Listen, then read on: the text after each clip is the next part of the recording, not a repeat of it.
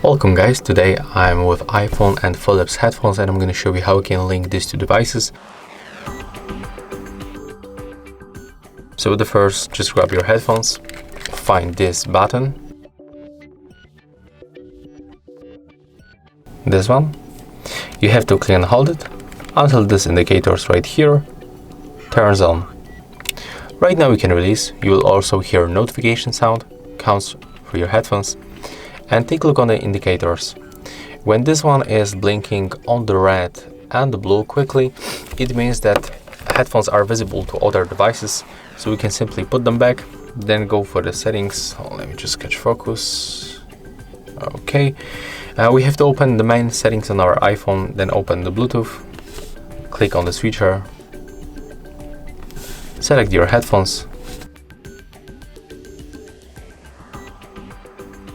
and as you can see, after a few seconds we are successfully connected. So that's how you can make it step by step. If you find this video helpful, just remember to leave a like, comment and subscribe.